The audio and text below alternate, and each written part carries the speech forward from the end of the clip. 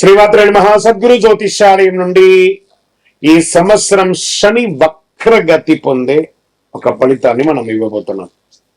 ఇది శని భగవానుడు జూలై 27, 2026 సోమవారం మీనరాశిలో వక్రగతిని ప్రారంభిస్తున్నారు. డిసెంబర్ 11 ఉదయం 3:51 వరకు మళ్ళీ మారి ఆడతారు. దాదాపు 138 రోజుల పాటు ఈ వక్రగతి అనేది కొనసాగుతుంది. అసలు శని వక్రగతి అంటే ఏంటి? ఆల్రెడీ ఆయన అన్ని ప్రయాణం చేసి వెళ్ళిపోయారు కదా, అప్పుడు ఏమేమి మంచి చెడు అన్ని ఇస్తుంటారు కదా, అది బాగుందా లేదని చెప్పి మళ్ళీ తిరిగి చూసి వెనక రావడాన్ని వక్రగతి అంటే. ప్రయాణం సాఫీగా జరుగుతున్నది, మళ్ళీ తిరిగి రావడాన్ని వక్రగతి అంటారు. పాత పనులు తిరిగి ముందుకు వస్తాయి, ఆలస్యమైన ఫలితాలు లభిస్తాయి, కష్టానికి తగిన ప్రతిఫలం దక్కుతుంది, నిర్లక్ష్యం చేసిన విషయాలు మళ్ళీ ఎదురవుతాయి, బాధ్యతలు పెరుగుతాయి, జీవితంలో స్థిరత్వం ఎంత ఉందో పరీక్ష కూడా అంతే ఉంటుందని కూడా చెప్పచ్చు. మరి యొక్క ఎవరిని ఎక్కువ ప్రభావితం చేస్తుంది ఈ యొక్క వక్రగతి అని అంటే, శని ప్రకృతి ప్రభావం ముఖ్యంగా వీరిపై చాలా గొప్పగా ఉంటుంది. ఎలా అంటే ఏళ్ళనాటి శని 7.5 ఉన్న వాళ్ళకి, అష్టమ శని, అర్ధాష్టమ శని, శని మహర్దశ, శని అంతర్దశ, జన్మ కుండలిలో శని భగవానుడు బలహీనపడడం, వీళ్ళందరికీ కూడా ఇబ్బందులు వచ్చే అవకాశం లేదు. ఈ సమయంలో ఎదురయ్యే పరిస్థితులు ఎలా ఉంటాయి అని అనుకుంటే, పనుల్లో ఆలస్యం, ఉద్యోగంలో అదనపు బాధ్యతలు, ప్రమోషన్లో ఆలస్యం, కోర్టు వ్యవహారంలో నెమ్మదితనం, భూమి ఆస్తి విషయాల్లో ఆలస్యం, అప్పుల ఒత్తిడి, మానసిక ఆందోళన, సహనానికి పరీక్ష. మనం ఏం పాటిస్తే బాగుంటుంది ఈ సమయంలో అని అంటే, అవసరం లేని అప్పులు తీసుకోవద్దు. ఈ వక్రగతి శని వక్రగతి ఎప్పుడు కోపంతో నిర్ణయాలు తీసుకోకూడదు, ఉద్యోగ మార్పుల్లో తొందరపడద్దు, తొందరపడి పై అధికారులను చెప్తే రిజైన్ చేసేయడం లాంటివి చేయకూడదు, వాహనం నడిపేటప్పుడు ఫోన్ మాట్లాడడం లేదా అతి స్పీడ్ వెళ్ళడం చేయకూడదు, పెద్దలను గౌరవించాలి, ప్రారంభించే పనిని పూర్తి చేయాలి, ఆరోగ్యాన్ని నిర్లక్ష్యం చేయకూడదు, ఖర్చులను నియంత్రించాలి.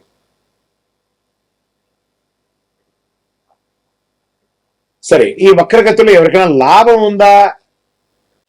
మరి ఇంకొక ఎవరైనా ఉన్నారంటే మీనరాశి. మరి వీళ్ళకి ఏళ్ళనాటి శని నడుస్తుంది కదా, అయినా వీళ్ళకి శని స్వరాశిలోనే వక్రగతిలో చేయడం వల్ల వ్యక్తిగత జీవితంలో కీలక మార్పులు చోటు చేసుకునే అవకాశాలు, కొత్త పరిచయాల ద్వారా అవకాశాలు, ప్రేమ జీవితంలో అనుకూలత, శత్రువులపై విజయం, ఆర్థిక పరిస్థితి క్రమంగా మెరుగుపడుతుంది, ఆధ్యాత్మిక ఆసక్తి పెరుగుతుంది. మరి ఈ వక్రగతి ద్వారా ఎవరెవరికి ఇబ్బంది ఉంది? తక్కువ ఇబ్బందులతో అనుకూల ఫలితాలు కూడా పొందే వాళ్ళల్లో ప్రధానమైనటువంటి వారిలో వృషభ, వృశ్చిక, మకర, మీన రాశి వారు ఉన్నా కూడా శని వక్రగతి సమయంలో పాటించవలసినటువంటి కొన్ని పరిహారాలు ఉన్నాయి. ప్రతి ఒక్కరు 12 ద్వాదశ రాశుల వాళ్ళు పాటించాలి. ఓం శనైశ్వరాయ నమః మంత్రాన్ని 108 సార్లు పారాయణం చేయాలి. వారి దగ్గర కూడా ఎలా అడగాలి? దేహి మే బుద్ధి వైశిష్ట్యం, దేహి మే నిత్య యవ్వనం, దేహి మే పరమానందం, దేవదేవ జగత్పతే శనైశ్వర అని ప్రార్థన చేయాలి. నల్ల నువ్వుల నూనెతో దీపం వెలిగించాలి, పేదలకు వృద్ధులకు సేవ చేయాలి. ఇక్కడ బాగా గుర్తుపెట్టుకోవాలి, హనుమాన్ చాలీసా పారాయణం చేయండి. ఈ నవగ్రహాల దగ్గర శని భగవానుడు 19 సంవత్సరాలు, 19 అని లెక్క ఉంది కాబట్టి ఈయనకి 19 ప్రదక్షిణాలు చేయాలి. శని భగవానుడికి ప్రతి ఒక్కరు కూడాను చేయండి. తర్వాత ఆ నవగ్రహాల దగ్గరికి వెళ్ళి నవగ్రహాలకు ప్రదక్షిణ చేసిన తర్వాత మేము కాలు కడుక్కుంటాము అని చెప్పి తప్పు పని చేయకండి. ఏమో అయిపోతుంది కాలు కడుక్కోపోతే అంటే, ఆ దుష్టగ్రహం కాదు శని భగవానుడు. ఆ శని భగవానుడి యొక్క పూజ చేసి కాలు కడుక్కొని ఇబ్బంది పెడితే ఆయన అనుకుంటాడు మేము పనికిరాని వాళ్ళు కదా, మీకు నేను ఏ రకంగా ఇబ్బంది పెట్టాలనుకుంటాడు. కాబట్టి గుర్తుపెట్టుకోండి, ఆ దేవుడు పనికిరానంటే దేవాలయంలోనే ఆ విగ్రహాన్ని ప్రతిష్ఠించరు కదా. మరి గురుగారు అందరూ కాలు కడుక్కోవాలంటారు కదా అంటే, ఇది వచ్చి ఒక అపోహ మాత్రమే, చరిత్ర ఎవిడెన్స్ లేదండి. ఆ శని భగవానుడి దగ్గర దీపం వెలిగిస్తారు, నూనె పోస్తారు చూసారా, అవన్నీ కూడా కారి కింద పడుతుంది కదా, దాన్ని తొక్కి ప్రదక్షిణాలు చేస్తే వృద్ధులు కానీ, పిల్లలు కానీ, మహిళలు కానీ ఎవరైనా జారి కింద పడతారని, నవగ్రహం తిరిగిన తర్వాత కాలు కడుక్కోండి, ఆ నూనె కాలు కంటకూడదు అని చెప్పారు. కానీ నవగ్రహాలు తిరగడం వల్ల కాలు కడుక్కోవడం అనేది అపోహ, అది ఒకటి చెయ్యకండి. 19 ప్రదక్షిణాలు చేయండి, నువ్వులతో దీపం వెలిగించండి, నువ్వుల నూనెతో దీపం వెలిగించండి, బెల్లం కాకి పెట్టండి, కాక ధ్వజాయ విద్మహే ఖడ్గహస్తాయ ధీమహి తన్న మంద ప్రచోదయాత్ అని చెప్పి ప్రార్థన చేయండి. పేదవాళ్ళకి చెప్పులు దానం ఇవ్వండి, ఒక బెడ్షీట్ దానం ఇవ్వండి, ఒక గొడుగు దానం ఇవ్వండి. అన్ని రకాలుగా బాగుంటారు. ఇంకనూ గురుగారు మా యొక్క వ్యక్తిగత జాతకంలో ఈ యొక్క శని వక్రగతి యొక్క దాన్ని మేము నిర్మూలించుకోవాలి, దానికి పరిహారం పొందాలి అని అంటే దానికి ఏ రకంగా చేయాలంటే మీ పరిసర ప్రాంతాల్లో ఉన్నటువంటి గురువులని, జ్యోతిషాస్త్ర నిపుణులని సంప్రదించండి. లేదా మా దగ్గరే తెలుసుకోవాలనుకుంటున్నారా, మా డిస్ప్లేలో కనబడుతున్నటువంటి నంబర్ కి మీ పేరు, date of birth, time of birth, place of birth text చేసి మీ యొక్క అపాయింట్మెంట్ ఫిక్స్ చేసుకోండి. విజయవస్తు. శ్రీమాత్రే నమః. ఒక అద్భుతమైనటువంటి ఆధ్యాత్మికమైనటువంటి విషయాలు లక్ష్మీదేవి గురించి మనం ఈరోజు తెలుసుకోబోతున్నాం. శ్రీ మహాలక్ష్మీదేవి గుడ్లగూబ, ఉల్లూకం అంటారు. ఎందుకు వాహనంగా ఉంది? హిందూ పురాణాల ప్రకారం గుడ్లగూబ, ఉల్లూకం మహాలక్ష్మీదేవి వాహనం. దీనికి అనేక ఆధ్యాత్మికమైనటువంటి ఎవిడెన్స్ తో సహా ఉన్నాయి. గుడ్లగూబ చీకట్లో కూడా స్పష్టంగా చూడగలదు. ఇది వివేకం, దూరదృష్టి, సరైనటువంటి నిర్ణయం తీసుకునే శక్తిని సూచిస్తుంది. లక్ష్మీదేవి ప్రసాదించే సంపదను జ్ఞానంతో వినియోగించాలని ఇది బోధిస్తుంది. సంపదతో పాటు వినయం. సంపద వచ్చినప్పుడు అహంకారం, లోభం పెరగకుండా జాగ్రత్త ఉన్న గుడ్లగూబ సూచిస్తుంది. ధనాన్ని ధర్మబద్ధంగా వినియోగించడానికి సందేశంగా నిలుస్తుంది. అజ్ఞానాన్ని తొలగించడంలో గుడ్లగూబ రాత్రిపూట చురుకుగా ఉంటుంది. అంటే అజ్ఞానంలో రాత్రిపూట చురుకుగా ఉంటుంది. చూసారా, చీకటి అంటే అజ్ఞానం, వెలుగు అంటే జ్ఞానం. అజ్ఞానం తొలగించి సత్య మార్గం నడిపించే లక్ష్మీ కృపకు ప్రతీకగా నిలబడుతుంది. ఐశ్వర్యానికి కాపరి.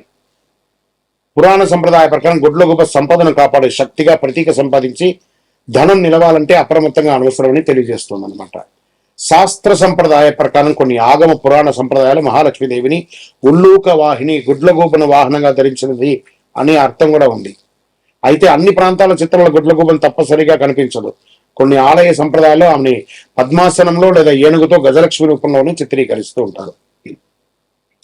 సంపద ఒక్కటే సరిపోదు, సద్వినియోగం చేసే వివేకం, వినయ, ధర్మబుద్ధిని. శుక్రవారమే లక్ష్మీదేవిని ఎందుకు పూజిస్తారు? మహాలక్ష్మీదేవికి శుక్రవారం ఎందుకు పూజ చేస్తారు? హిందూ సంప్రదాయ ప్రకారం శుక్రవారం మహాలక్ష్మికి అత్యంత ప్రీతికరమైనటువంటి రోజు. శుక్రవారం అధిదేవత లక్ష్మీదేవి. జ్యోతిశాస్త్రంలో శుక్రగ్రహం, వీనస్ అంటారు కదా, సంపద, ఐశ్వర్యం, సౌందర్యం, సుఖ సంతోషాలు, కళలు, దాంపత్యం వంటి విషయాల్లో కారకుడు. శుక్రగ్రహానికి చెందిన రోజుగా భావిస్తారు కాబట్టి అందులో ఆ రోజు లక్ష్మీదేవిని ఆరాధించడం శుభప్రదమైనటువంటి విశ్వాసం. ఐశ్వర్యాన్ని ప్రసాదించే రోజు. ధనాభివృద్ధి, కుటుంబ సంపద, వ్యాపారాభివృద్ధి, దాంపత్యాభివృద్ధి, శుభ కార్యక్రమాలు కలగాలంటే సంప్రదాయ విశ్వాసం కూడా ఉంది. గృహలక్ష్మి ఆరాధనగా భారతీయ కుటుంబ సంప్రదాయంలో శుక్రవారం ఇంటిని శుభ్రపరిచి ముగ్గు వేసి దీపం వెలిగించే లక్ష్మీదేవిని ఆహ్వానించడం ఆనవాయితీగా వస్తున్నట్టుంటది. ఇంకా వ్రతాలకు ప్రాముఖ్యత అంటే శుక్రవారం లక్ష్మీ వ్రతం, వరలక్ష్మి వ్రతం. అందులోనూ ఈ నెల 21వ తారీఖున వరలక్ష్మి వ్రతం కూడా 2026 ఆగస్టు నాడు వస్తుంది. అష్టోత్తర శతనామాన్ని పూజ చేయడం, అనేక ఆచారాలు, సుమంగళి ప్రార్థన చేయడం, సుమంగళిని అందరూ ఇంటికి పిలిచి పారాన్ని రాకి వాళ్ళకందరికీ ఉచిత రీతిలో వాళ్ళు సత్కరించడం ఇవన్నీ జరుగుతుంది. శుక్రవారం చేయవలసిన పూజ: ఇంటిని శుభ్రంగా ఉంచడం, గడపకు పసుపు కుంకుమ పెట్టడం, ఆవు నెయ్యి, నువ్వుల నూనెతో దీపం వెలిగించడం, తామర పువ్వులు లేదా తెల్లని పువ్వులతో పూజ చేయడం, శ్రీశుక్త కనకదార స్తోత్తర పారాయణం చేయడం, మహాలక్ష్మి అష్టోత్తర శతనామావళి చేయడం చాలా మంచిది. పాయసం, పాలు, బెల్లం ఇలాంటివి నైవేద్యం ఇస్తే శుక్రవారం నాడు అమ్మవారి ఆనందపై ఇంట్లో దారిద్ర్య నిర్మూలన చేసి ఐశ్వర్యాన్ని కురిపిస్తుంది వర్షంగా. విజయోస్తు. అమ్మవారికి కమలే ఓం శ్రీం హ్రీం క్లీం కమలే కమలాలయే ప్రసీద ప్రసీద శ్రీం హ్రీం శ్రీం మహాలక్ష్మీ నమః. అమ్మవారికి కమలాలంటే ఎందుకు ఇష్టం? లక్ష్మీదేవికి కమలం అంటే శ్రీ మహాలక్ష్మీదేవిని దాదాపు ప్రతి చిత్రంలో విగ్రహంలో కమలంలో ఆశీనురాలుగా లేదా చేతుల కమల పుష్పాన్ని ధరించే విధంగా దర్శిస్తుంటాం. కమలం లక్ష్మీదేవికి అత్యంత ప్రీతిపాత్రమైనటువంటి పుష్పం. చూడండి, ఆ కమలం పుట్టడం వచ్చి బురదలో పుడుతుంది. ఆ బురదలో పుట్టిన తర్వాత ఆకు కూడా విచ్చుకుంటుంది, పువ్వు కూడా విచ్చుకుంటుంది. ఆ బురద ఆ పువ్వు కానీ ఆకు కానీ ఎక్కడెక్కడ కొంచెం కూడా ఉంటుంది. అంటే ఎక్కడి నుంచి వచ్చామనేది కాదు, ఎక్కడికి చూస్తుంది, ఎక్కడికి వెళ్తుంది అనేది ఆ యొక్క పుష్పం యొక్క అనుకూలమైనటువంటి పవిత్రతకు ప్రతీక.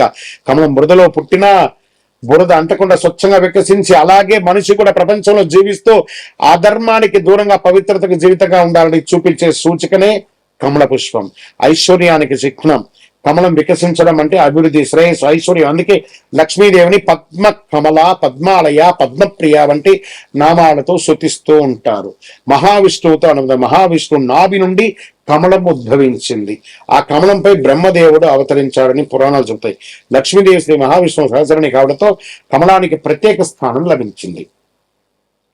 ఆధ్యాత్మికమైనటువంటి వికాసం కమలం ఉదయించే సూర్యుని కిరణాలతో వస్తుంది. అది జ్ఞానం, ఆధ్యాత్మిక చైతన్యం, అంతరంగ వికాసం. చూడండి, ఆకాశాన్ని చూస్తుంది, సూర్యుడినే చూస్తుంది. కాబట్టి అద్భుతమైనటువంటి, ఎక్కడ పుట్టామనేది కాదు, ఎక్కడ చూస్తుంది అనేది గొప్ప. శాస్త్రాల్లో కమలం, శ్రీ సూక్తంలో మహాలక్ష్మీదేవిని పద్మంతో అనేక సార్లు వర్ణిస్తారు. ఉదాహరణకు పద్మప్రియే పద్మిని, పద్మహస్తే, పద్మాలయే, పద్మదళాయుధాక్షి అని అంటారు చూసారా. ఈ సూత్రంలో ఆమెకి కమలం ఎంత ప్రీతిపాత్రమో స్పష్టంగా తెలియజేయడం జరుగుతుంది. కమలంతో పూజ చేస్తే ఫలితం. సంప్రదాయ ప్రకారం లక్ష్మీదేవిని కమల పుష్పాలతో పూజిస్తే ధనాభివృద్ధి, గృహంలో ఐశ్వర్యం, వ్యాపారాభివృద్ధి, కుటుంబంలో శాంతి సౌకర్యం కలుగుతాయి. కమలం ఇచ్చే సందేశం ఏంటి? సంపద వచ్చిన అహంకారం లేకుండా ప్రపంచంలో ఉంటూ పవిత్రతను, వినయాన్ని, ధర్మాన్ని కాపాడని చెప్తుంది. కాబట్టి అమ్మవారికి కమలం అంటే మహా ఇష్టం. ఈ అష్టలక్ష్ములు ఎవరు? ఒక లక్ష్మి చాలదా? ఎందుకు అష్టలక్ష్ములు అంటే ఒక్కొక్క దేవుడికి ఒక్కొక్క అవతారాలు ఉంటాయి సార్, ఒక్కొక్క దేవతడికి. అలాగే లక్ష్మీ అమ్మవారికి అష్టలక్ష్ములు శ్రీ మహాలక్ష్మీదేవి యొక్క 8 దివ్య స్వరూపాలు. ప్రతి స్వరూపం, ప్రతి జీవితంలో ఒక ప్రత్యేకమైన ఐశ్వర్యాన్ని సంపాదిస్తుందని హిందూ సంప్రదాయ ప్రకారం చెబుతుంది. సంపద అంటే కేవలం ధనం మాత్రమే కాదు, ధైర్యం, జ్ఞానం, సంతానం, విజయం, ఆహారం, ఆధ్యాత్మిక శాంతి కూడా ఐశ్వర్యమే. ఇందులో మొట్టమొదటిది ఆదిలక్ష్మి, మహాలక్ష్మి యొక్క మూల స్వరూపం. ఆధ్యాత్మిక శాంతి, భక్తి, మోక్షాన్ని ప్రసాదిస్తుంది. ధనలక్ష్మి, ధనం, బంగారం, ఆర్థిక సంపదకు అధిష్టాన దేవత. వ్యాపారం, ఉద్యోగం, ఆర్థిక అభివృద్ధికి ఆశీర్వదించబడుతుంది. ధాన్యలక్ష్మి, అన్నం, ధాన్యం, వ్యవసాయం, ఆహారం, సమృద్ధికి ప్రతీక. ఇంట్లో అన్నపూర్ణను ప్రసాదిస్తుంది. గజలక్ష్మి, ఏనుగుతో దర్శనమిచ్చే లక్ష్మీ స్వరూపం. రాజయోగం, గౌరవం, కీర్తి, శ్రేయస్సును ప్రసాదిస్తుంది. సంతాన లక్ష్మి, సంతానం, పిల్లలు, ఆరోగ్యం, వారి అభివృద్ధి అనుగ్రహిస్తుంది. కుటుంబ సుఖ సంతోషాలకి ప్రతీక. వీరలక్ష్మి, ధైర్యం, శక్తి, పరాక్రమం, ఆత్మవిశ్వాసాన్ని ప్రసాదిస్తుంది. కష్టాలను ఎదుర్కొనే శక్తినిస్తుంది. విజయలక్ష్మి, ప్రతి కార్యంలోనూ విజయం, శత్రువులపై జయం, పోటీలో గెలుపుకు ప్రసాదిస్తుంది. విద్యాలక్ష్మి, విద్య, జ్ఞానం, కళలు, మేధస్సు, వికాసానికి అధిష్టాన దేవత. విద్యార్థులు, పరిశోధన, కళాకారులు ప్రత్యేకంగా ఆరాధించబడుతుంది. అష్టలక్ష్ముల ఆశీర్వాదం వల్ల ధనాభివృద్ధి, అన్నపూర్ణత, విద్యాభివృద్ధి, విజయం, ధైర్యం, సంతాన సౌభాగ్యం, గౌరవం, కీర్తి, ఆధ్యాత్మిక శాంతి, ఈ 8 స్వరూపాలను భక్తితో ఆరాధిస్తే సంపూర్ణమైనటువంటి అనుగ్రహాన్ని పొందుతారు. లక్ష్మీం క్షీరసముద్ర రాజతనయాం శ్రీరంగదామేశ్వరీం అని ప్రార్థన చేయండి. అనుగ్రహాన్ని పొందండి. విజయోస్తు.